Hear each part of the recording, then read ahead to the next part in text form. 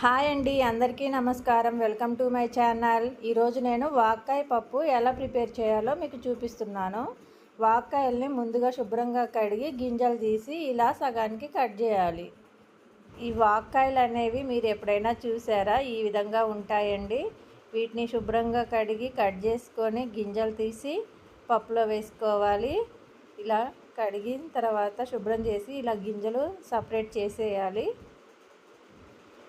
వీటిల్లో vitamin C పుష్కలంగా ఉంటుందండి. ఒక కుక్కర్ తీసుకొని దాంట్లో 1 కప్పు కందిపప్పు తీసుకొని శుభ్రంగా కడిగి ఒక 10 నిమిషాలు నానబెట్టుకోవాలి. 2 సార్లు శుభ్రంగా కడగాలి.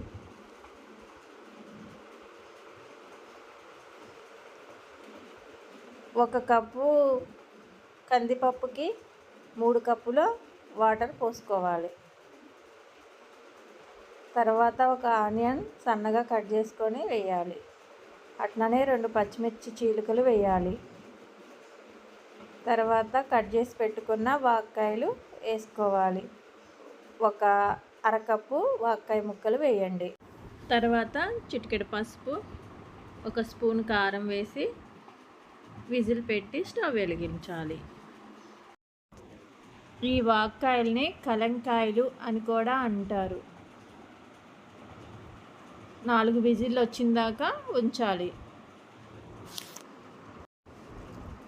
ఈ కలంకాయల్లో విటమిన్ సి ఉంటుంది. లివర్ని శుద్ధి చేస్తుంది, అంటే రక్తం శుద్ధి చేస్తుంది. లివర్ క్లీన్ అవుతుందండి ఇవి తీసుకోవడం వల్ల. 4 విజిల్స్ వచ్చిన తర్వాత ఇలా ఉడుకుతుంది. పప్పు గుత్తితోటి ఇలా కలుపుకొని తగినన్ని వాటర్ పోసుకొని తాలింపు ప్రిపేర్ చేసుకోవాలి. ఇలా మొత్తం కలుపుకోవాలి.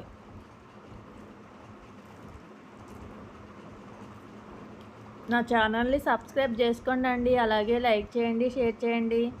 మరిన్ని వీడియోస్ కోసం గంట బెల్ని కొట్టండి. రుచికి తగినంత సాల్ట్ వేయాలి. వేసాక తాలింపు ప్రిపేర్ చేసుకోవాలి.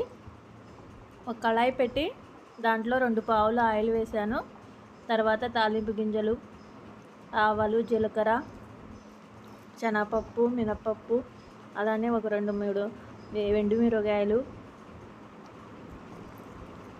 వేసాక 4 ఎల్లిపాయలు దంచుకొని వేయాలి. వెల్లిపాయలు మగ్గిన తర్వాత కరివేపాకు వేయాలి. కరివేపాకు చిటపట అన్న తర్వాత ఇంగువ వేయాలి.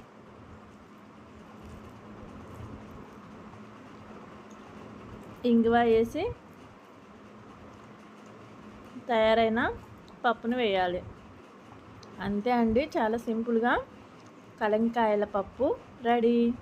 వాక్కాయ పప్పు అని కూడా అంటారు. రుచి మామిడికాయ పప్పు ఉన్నట్టు ఉంటుందండి.